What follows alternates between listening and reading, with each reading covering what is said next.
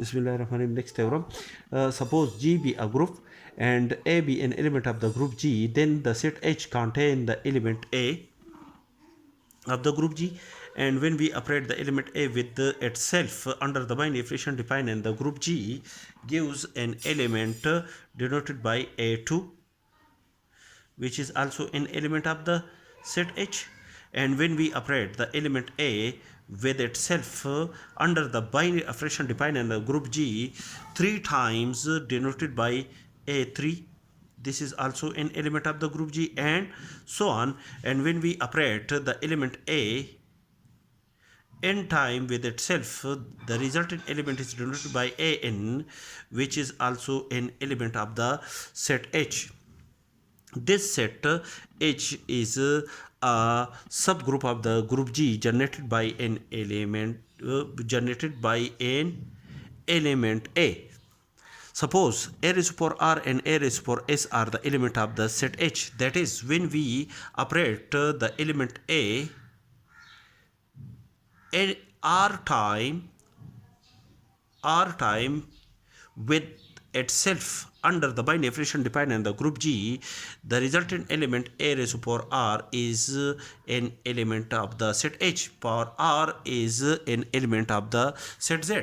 And when we operate the element A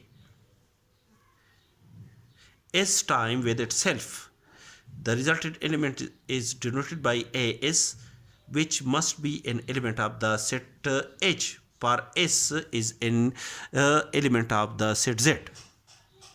As explaining this result, then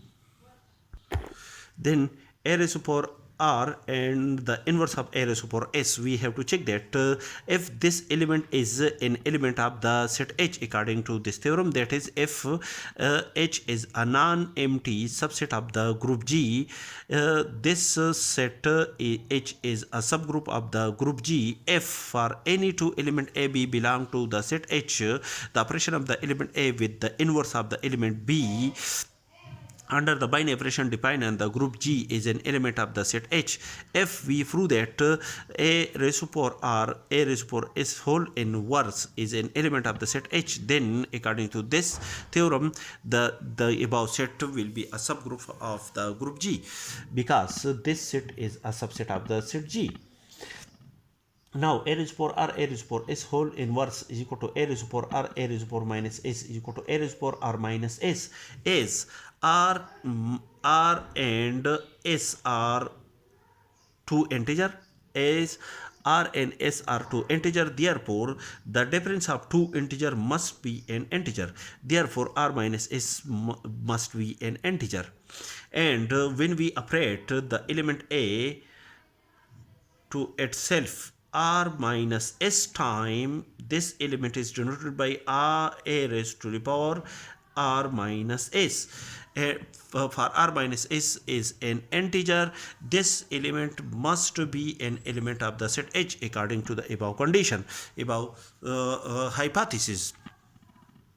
Therefore, this resultant element is an element of the set H. Therefore, for the element A raised to power R and A raised to power S, the resultant element A raised to power R and the inverse of A raised to power S also an element of the set H. Therefore, according to this theorem, we can say that this set which contain the element in the form of A raised to power n such that n belong to Z is which is a subset. This set is a subset of the group G and satisfy the condition according to this theorem, satisfy the condition of this theorem. Therefore, according to this theorem, this subset is called a subgroup of the group G.